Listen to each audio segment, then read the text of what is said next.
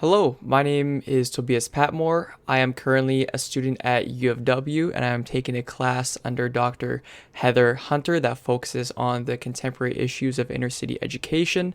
And I would like to talk about me. And this is talking about my education philosophy and my framework on what I believe and how I believe I should educate. To start with, I would like to talk about the three R's of education, and that is relationships, relevance, and responsibility. This is one of the biggest take home points that I have had in my recent learning. So, for one, the relationship piece. Duncan-Andrade said it best when he said this: children don't care what we know until they know we care. So I have agreed with the statement, and I think it is our responsibility to create as good of a relationship as we can with the students that are receiving our tutelage. If they see that I do not care as a teacher, then they will not care about what I am teaching them. And this goes even deeper because if I have a relationship with my students, then I will know what they would like to be taught or how they would like to be taught. And then this goes into the second of the three R's, which is relevance. What are we teaching the children? What am I going to teach these children? What is relevant to them? What would they be interested in? How can I teach in a way that will interest them? And this is all because I will have made that relationship with them, and then I will then understand what they need and what is relevant. And the third goes into responsibility. For myself, I have to understand that I am a teacher, I am an educator, and I am responsible for the education and the well-being of the children that are under me, my students. I have the ability to impact their whole future. And that is something I am scared of, but also excited by, as I have had previously a teacher that had impacted me so positively, and I want to be able to do the same for my students. I would like to be responsible for providing them the opportunity to have a brighter future. That is something I am excited by. Next, I will be implementing the 7 C's. And these 7 C's are co-generative dialogues, co-teaching, cosmopolitanism, context, content, competition, and curation. The first, being co-generative dialogues, is where the teacher has a conversation with students on how they can be taught better. This helps so the teacher recognizes the needs of the students and is also able to create a better relationship, one between the teacher and students, and also between the students together, because they are working together to help create a strategy on how the teacher may be able to meet their needs. The next is co-teaching, and this allows the students to be involved in how they interact with assignments. In this way, students are able to use their skills, talents, and passions to interact with the course content in a meaningful way to them. Then cosmopolitanism is a way where students are directly responsible for the operation of the classroom. So they prepare their own study notes, they organize their own activities, they help with assignments, and it just increases the camaraderie between students and increases their relationship to the content as well.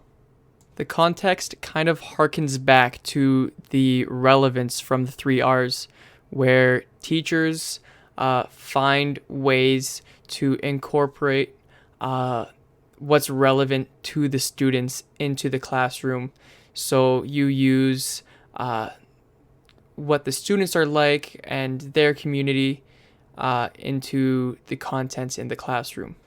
Content then is where everyone works together, the whole classroom works together to ask questions and, in a way, struggle through their learning with the teacher. So there is a sense of camaraderie between both the teacher and the student, and there's opportunity for academic exchanges between both the teacher, the students, and the content that they're learning. Competition is a means where students can work off of each other and compete, but in a way that sharpens each other's skills and not as a way where they are bringing each other down. Then curation is a way of teachers to analyze themselves and analyze the students and find better ways to, one, teach, and two, also interact with the students. These 7 C's by Christopher Emdin are all things that I want to add into my classroom and that I expect of myself and expect of my class. I want to be able to apply these 7 C's in my classroom. Now, what is my main goal in all this? And my main goal is to educate. I am a teacher after all, and I would like to educate the children that are under me, that are under my tutelage, that are my students. I want to educate them. And on top of the 3 R's and the 7 C's, I would like to take risks in the way that I educate, try new things, see what works. That is something that I would want to allow myself, as through making mistakes, you are then able to get better. And that's what happens with risk. Sometimes you make mistakes, but through that you can learn and become better and further mold yourself to the needs of your students. I would also like to be able to induce creativity, just like some of the 7 C's talk about with co-teaching, context, content. All these allow children to express their own creativity through things they do well in, things they are good at. I would like to be able to create some sort of self-confidence in my students because of my education. I want them to be confident in what they know, confident in what they've been taught, confident in my ability, right? I want my students to have that sort of self-confidence. I also want equality for all my students, and that is through equity, making sure that all my students' needs are met and that they are all on the same footing to receive equal opportunity, the same opportunity as anyone else, and that is by meeting each of their needs. Some may have more needs than others, right? But in the end, I want all of them to have an equal education experience. Duncan-Andrade said it best when he said, "Even in the most equal of circumstances, children will present with different needs and interests, and the successful learning environment is one that responds to those differences." So that is equity, and through that there will be equality. And to cap it all off, I would like to help my students realize their full potential. But not just my students, but myself. All of us as people have the opportunity to improve. And I would like to give both myself and my students the environment to where they can improve in any aspect of their life, emotional, physical, mental, spiritual. I want to give them that opportunity to improve, because as a teacher, it is not just about academics. It's about setting up the student for a better future.